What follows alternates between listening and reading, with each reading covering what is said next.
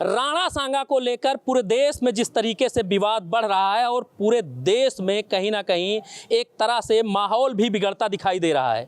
जिस तरीके से करणी सेना का आगरा में रामजी लाल सुमन के घर पर जाकर बवाल किया गया, उसके बाद से कहीं ना कहीं प्रदेश में और भी भूचाल मच गया है। ऐसे में हम इस समय अमेठी में मौजूद हैं और अमेठी की जनता से ये जानेंगे कि ये जो औरंगजेब और रामजी लाल सुमन ने जो बयान दिया है, कहीं ना कहीं औरंगजेब हो गए, चाहे वो राणा सांगा हो गए, और साथ ही साथ तमाम जो समाजवादी पार्टी के नेता हैं, वह जो देश के महापुरुष हैं, उनके नाम पर विवादित बयान उनके द्वारा दिए जा रहे हैं। इसको जनता किस तरीके से ले रही है, इसको देखने के लिए हम जनता के बीच में हैं।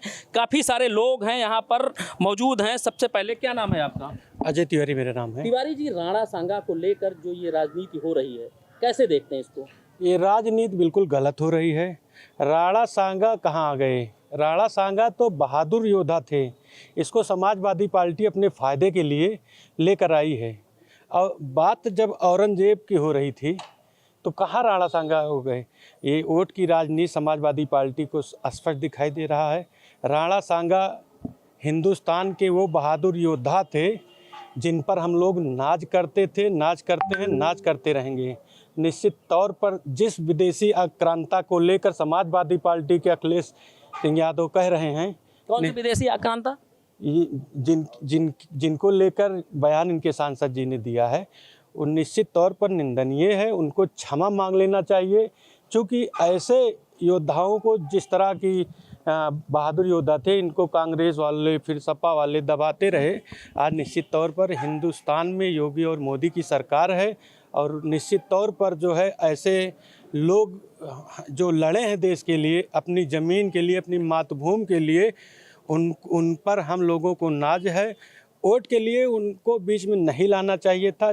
ये देख रहे हैं कि हमारी ज़मीन खिसकती जा रही है, तो कुछ न कुछ इस तरह का बवाल कर रहे हैं। ये दुर्भाग्यपूर्ण है। निश्चित तौर पर इनको इस तरह की घटनाएं नहीं करनी चाहिए देश में।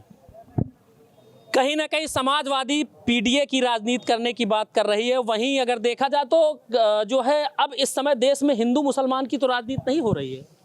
हिंदू मुसलमान की राजनीति नहीं हो रही है। ये अपने अस्तित्व बचाने का सवाल है। जनाधार बिगड़ रहा है। जनाधार बनाने की कोशिश में कहीं ये महापुरुषों की निंदा करते हैं, कहीं रामायण पर प्रश्न चिन्ह उठाते हैं, कहीं चौपाई पर प्रश्न, कहीं स्वामी प्रसाद मौर्य को आगे करते हैं, कहीं रामजी लाल सुमन को आगे करते हैं। किसी भी सांसद विधायक जो जनप्रतिनिधि है, जनता के द्वारा चुना जाता है, सब वर्गों का प्रतिनिधित्व को मिलता है, तो किसी वर्ग विशेष के महात्माओं को, महापुरुषों के बारे में ऐसी टिप्पणी करना गलत है। महाराणा सांगा ने 99 युद्ध जीते थे। खानवा का युद्ध जीतते जीते हार गए, क्योंकि उस समय उनके पास तोप नहीं थी, उनके पास गोले नहीं थे। इस वजह से बाबर वहाँ जीता। बाबर आक्रांता था। आक्रांता की तुलना यहाँ के महापुरुषों से नहीं की जा सकती। इब्राहिम लोदी के खिलाफ दौलत लोदी ने उन्हें आमंत्रित किया था। इतिहास में अलग अलग विद्वान हुए हैं, अलग अलग तर्क दिए हैं। किसी विद्वान के तर्क पर किसी जो अंग्रेज अधिकतर इतिहासकार थे, वो हमेशा विघटन की राजनीति किया करते थे। उनके तर्कों के, उनके कहे गए बातों को कह करके समाज में विघटन पैदा करना। इतिहास ही तो अकबर को महान बताता है। इतिहास अकबर को महान बताता है, लेकिन हम अकबर को इसलिए महान नहीं बताते। जो आदमी, जो राजा मीना बाजार लगवाता था, जिसके शासन में लड़कियां बेची जाती थी, वो महान कैसे हो सकता है? वो हत्यारा था, वो महान नहीं हो सकता। अकबर को महान नहीं कहा जा सकता, क्योंकि अकबर ने महानता का कोई ऐसा काम नहीं किया है।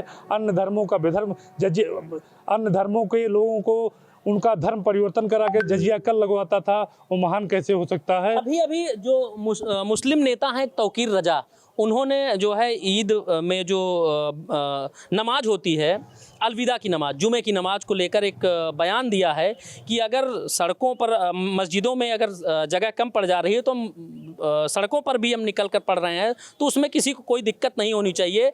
2-4-5 मिनट के लिए सड़क को रोक देनी चाहिए, बंद कर देना चाहिए। वो उनका व्यक्तिगत तौकीर रजा का विचार है। उनके जो वैसी बोलते हैं, तौकीर रजा बोलते हैं, वो कानून व्यवस्था नहीं। एक तरफ संविधान की बात करते हैं कि संविधान भारतीय जनता पार्टी ख़त्म कर रही है, एक तरफ संविधान की धज्जियाँ लोग उड़ाते हैं।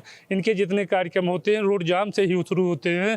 तो इस तरह कार्यक्रम से जहाँ जनता प्रभावित हो, एम्बुलेंस जा रहे हैं, कहीं कहीं ऐसी परिस्थितियां पड़ती है कि रोड जाम करने से किसी की मृत्यु हो सकती है। इस तरह के जाम करना कोई नैतिक अधिकार ना है, न कानूनी, न कोई धर्म कहता है किसी को बाधा पहुंचाया जाए। धर्म एक रास्ता सभी धर्मों का है ईश्वर की प्राप्ति का, वही इस्लाम भी धर्म कहता है, हमारा हिंदू धर्म भी कहता है। किसी धर्म में किसी के कानूनी बाधा पहुंचाने का अधिकार नहीं है।